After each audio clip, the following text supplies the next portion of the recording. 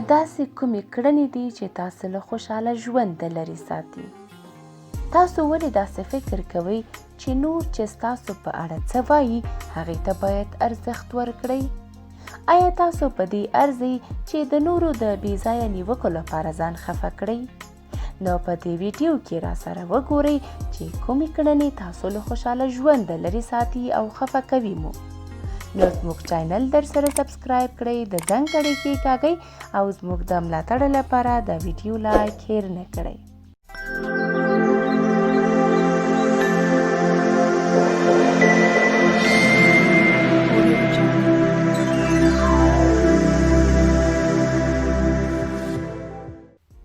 ځینې وخت موږ ځینې شیان ډېر جدي نیسو چې له امله یې بې ځایه ویره او اندېښنه موږ ته پیدا کیږي.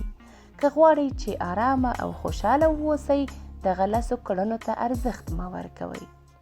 دا کومه خبره نه ده که نورو در باندې د لیوني نوم کېښود. هغه کار چې باید ترسره یې کړئ سر ته یې ورسوئ، او دا چې خلک به څه وایي د خبره مو بیخي له ذهنه وباسئ او د خلکو خبرو ته اهمیت نه ورکول مو خپل عادت وګرځوئ. دا ستاسې انتخابونه، ستاسې پریکړې او ستاسې ژوند دی، نه د بل چا. خلک د نورو په حق کې له قضاوت کولو خوند اخلي او بس. نو تاسې ولې باید دې موضوع ته ډیر اهمیت ورکړئ؟ تاسې خپله پوهیږئ چې تاسې څوک یاست او څه کوئ.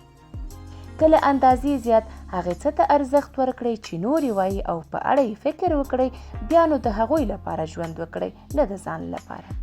پر تیرو تیروتنو تمرکز به مو هیڅکله هم خوشحالۍ ته پرې نه ږدي. ټول خلک تیروتنې کوي، له تیروتنو پرته ژوند ناممکن دی. نو ښه ده چې له ځان سره ډیر جدي ونه اوسئ او دا ومنئ چې تیروتنه کول د انسان د طبیعت یوه برخه ده. دا ویرونکې کلمې مو هیڅ وخت باید په زړه کې ویره ونه نیسي. له ماتې سره مناسب برخورد کول ستاسې د فکر له ډول سره تړاو لري. که ماتې خوړل بد او د ځان د نیمګړتیا په معنا ونیسئ، هغه ده چې هر وخت به د ځان په اړه ښه فکر نه کوئ. د ماتې خوړو اصلي معنا له هڅو لاس اخیستل دي. که مو له هڅو لاس نه وي اخیستی، ماتې مو نه ده خوړلې. انسان په طبیعي لحاظ یو څه نه لرلو ته د نیمګړتیا په سترګه ګوري. موږ د ځینو څیزونو د نه لرلو په اړه په تمرکز ساتلو سره د نیمګړتیا احساس کوو. ښه، دا څه ګټه لري؟ هیڅ. دا ډول فکر کول ستاسې د کارونو په ښه والي کې در سره هیڅ ډول مرسته نشي کولی. ځینې له تاسو ډیر څه لرئ او ځینې بیا هیڅ نه لرئ. باور وکړئ هغه څه چې تاسې یې لرئ ستاسو لپاره کافي دي. موږ د راتلونکي په اړه په ډیر فکر کولو سره ځانونه لیونیان کړي دي. هیڅ څوک له راتلونکي خبره نه دي. نو ښه ده چې ځان ته د هغو څیزونو په اړه عذاب ورنکړو چې له پیښېدو یې خبر نه یو. دا ډول باورونه به ستاسې ټوله انرژي بې ځایه مصرف کړي او تاسې به له خپل اصلي مسیر څخه راوګرځوي.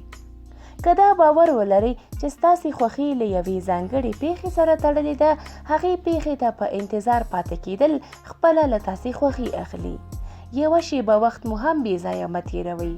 هر وار ساه ایستل او اخیستل مو غنیمت وګڼئ او ډیر کم د هغې څه په اړه فکر وکړئ چې هغه به په راتلونکي کې ستاسې د خوښۍ لامل شي.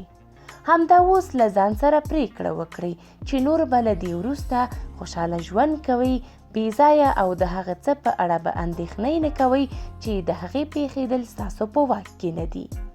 هیڅ نشئ کولی چې تیر وخت ته بدلون ورکړئ، خو کولی شئ له هغې درس واخلئ. که مو له هغې درس اخیستی وي، بیا مو شوې تېروتنې مه تکراروئ او دا وار یوه بله لار انتخاب کړئ. دا ومنئ هغه څه مو چې له لاسه ورکړي دي، دا د هغې زده کړې او تجربې بایده چې ترلاسه کړي مو دي.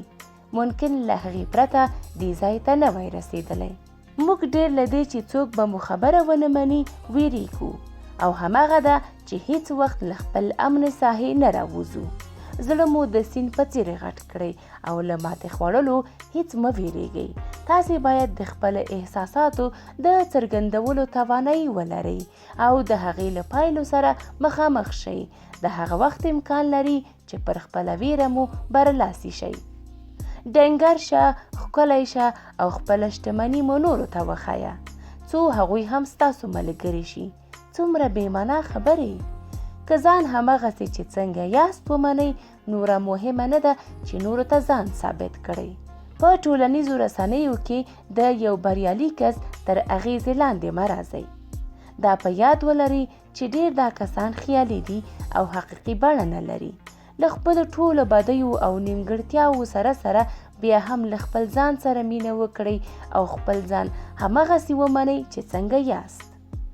موږ ډیره اسانه دا منو چې موږ په کافي اندازه لایق نه یو. موږ په یو له سیالۍ ډکه نړۍ کې ژوند کوو. ښه ده چې هر وخت د پرمختګ په لټه کې اوسو. خو که هر وخت ځان ته ووایو چې موږ په کافي اندازه لایق نه یو، دا ډول فکر کول به درته هیڅ ګټه ونه کړي. مې کوئ. ستاسو خوشحالي زموږ اولویت ده. نو تل خوشحاله اوسئ او پرمختګ وکړئ او زموږ د بلې ویډیو په تمه اوسئ.